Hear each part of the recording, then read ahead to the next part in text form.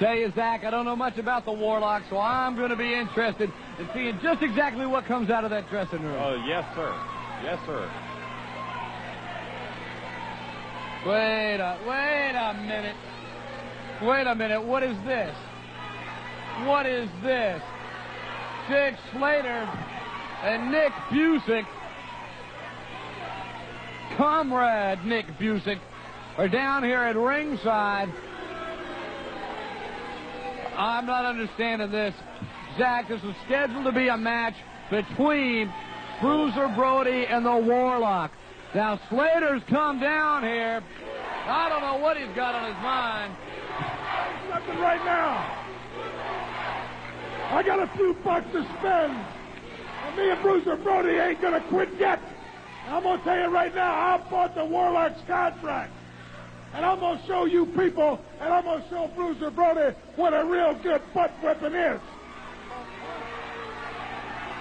It's up to you, ref. Is it legal? He just goes ahead and referees this thing, and I'll do the rest. It's a match. Dick Slater meets Bruiser Brody. Now, apparently, Slater has bought the contract of the Warlock.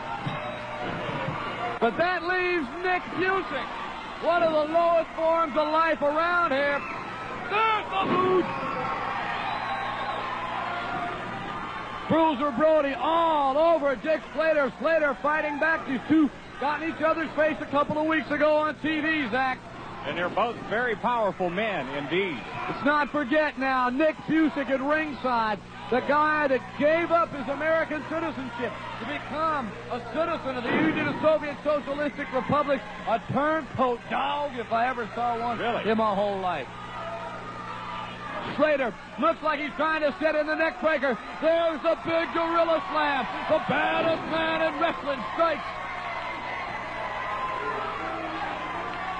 Bruiser Brody slamming his man to the mat again. Hang on. Oh! Brody tried for that big knee. That's been his trademark. Wait a minute. Wait a minute. This is what I was afraid of. Nick Busick. Both of them. And Dick Slater. They just football tackled Bruiser Brody outside of the ring. Now Brody is down. Hang on. Gentleman, Chris Adams has come down to ringside. We've got some kind of confusion going on here. In the ring, we've got Dick Slater and Nick Busick. On the floor, got gentlemen Chris Adams and Bruiser Brody. Jack, the way it looks to me, there's some alliances being made here. I don't know if what's going to happen. The best thing we can do right now is go to a commercial upstairs. We're going to try to get this situation straightened out, and we'll be back with more Southern Championship Wrestling right after this.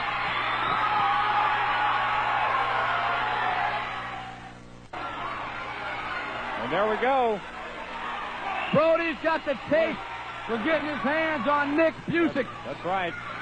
Wants to get his hands on Dick Slater. Hang on. Big Chris Adams working his way out of the corner now.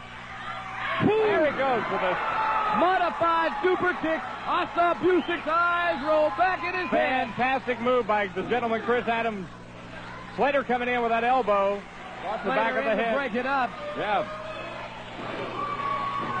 Now, there we go. Brody and Chris Adams. Brody is not the legal man in the ring. Slater grabbing the referee. Wait a minute. Slater's just up the referee. Oh, Lord. It seems that the match is a little bit out of control. We've got all four men going to the ring. Ooh! Busick caught the boot from behind. Now, Brody and Slater fighting on the floor. Pulling Busick back into the ring now. Trying to work him in there. Right over the top rope. Brody driving Dick Slater shoulder first. Those big hands slamming down on the head of Dick Slater. Chris Adams has got Nick Busick. Pitched him over the top rope. Who knows what the referee's going to do when he gets his wits back together. Bruiser Brody carrying Slater away from ringside. Brody and Slater are on the stage. The sound equipment is on. Chris Adams and Nick Busick battling in the far part into the chairs here at ringside. I don't know what to tell you, fans. This match wasn't scheduled to go on. It's gone on, and I believe that we haven't seen the last of Bruiser Brody. And gentlemen, Chris Adams. Brody's heading got a for chair. the duck. Wait a minute. Chris Adams just nailed Nick Busick with a chair. Busick and Adams. Now Brody's got Dick Slater in the bed of a pickup truck. Chris Adams and Nick Busick are into the chairs. When we say it gets wild here on Southern Wrestling, we ain't just a whooping, baby. We try if I can find this referee, get some kind of decision here. I don't know. The camera crew doing a great job following this action back to where it's all over Henderson Arena. We got Brody and Slater fighting on one side. In the other side, Chris Adams and Nick Busick fighting their way back down to the dressing room. I'll tell you, fan, the crowd's obscuring my vision right now. I can't exactly see what's going on. The referee trying to make some kind of order out of all of this mess. I'll tell you what, fans, we got to go away to a commercial right now. Down on the canvas. Eric Embry is as game a competitor as I've ever known in my life. But he has got his problems now virtually helpless up against those ring ropes. And as I said, of course, with the tape fist match, using the fist is legal. However, you can still score a pinfall or make a man submit. You know, Gordon Solie, Cyclone Negro is a dangerous enough man in the ring under catch-as-catch wrestling rules with his boxing background, of course, at every opportunity where the referee is not right on top of it.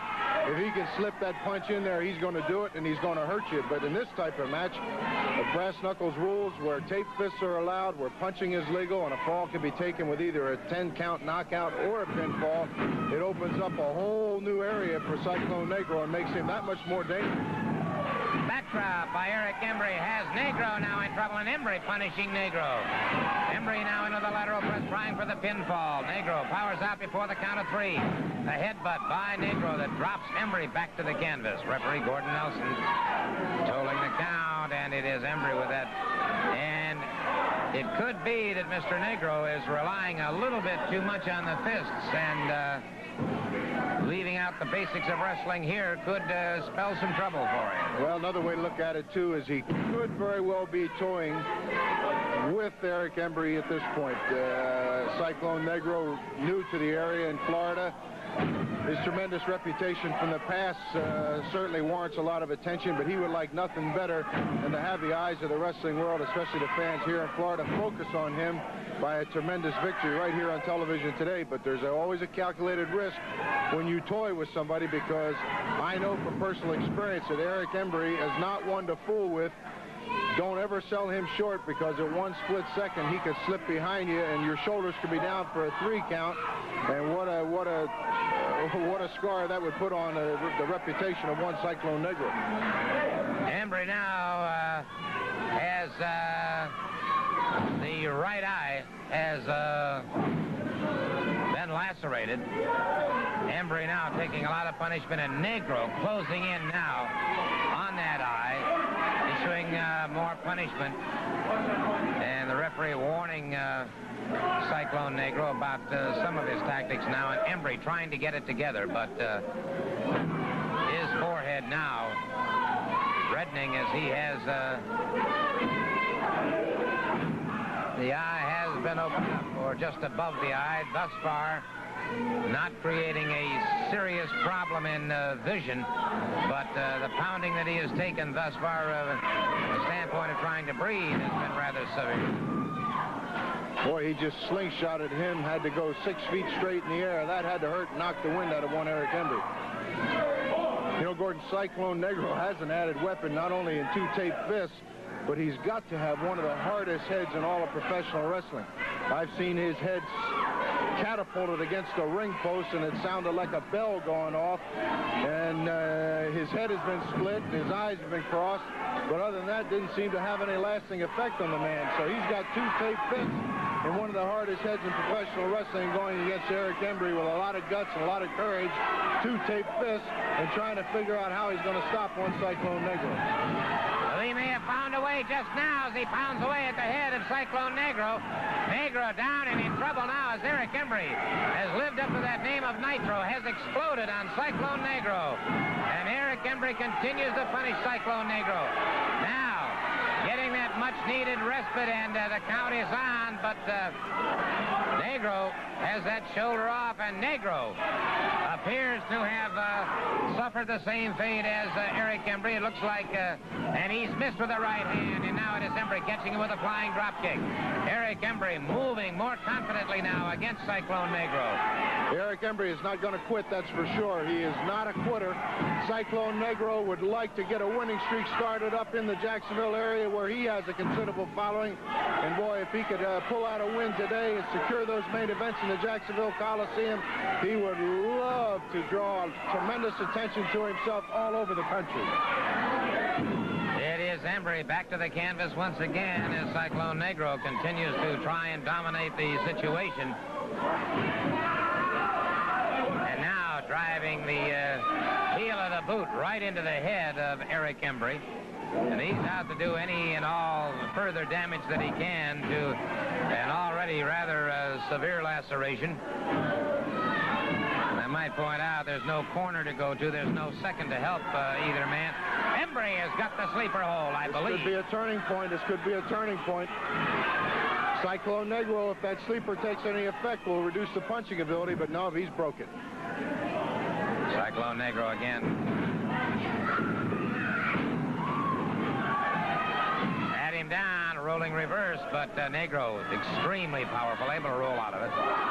Negro lefts and rights to the midsection, one to the side of the jaw, one to the side of the head. And Embry's eyes were rolling that time. Count of 5, 6, 7, 8, 9. He tried gamely, but that right hand finally caught him. Men are the tremendous blows that they throw and land at each other. How long can they take it, and how long can it continue? And who is the Texas champion, and he just brought back the trophy to prove it, that he won the tournament, and he won the trophy. Duncan was on the ropes, though. As you fans can tell from their face, their heads, they're taking an awful lot of punishment. Now you see why they're hard right hand from Mulligan, and Duncan went down on one knee.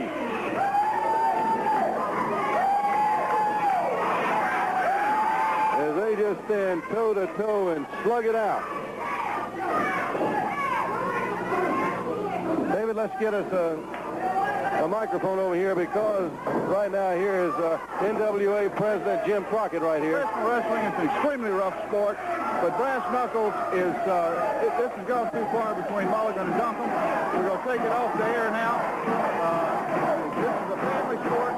This is too brutal. I agree with you. If we can get the director to take the match off the screen right now. All right, David, Kevin, I hope our director heard that upstairs.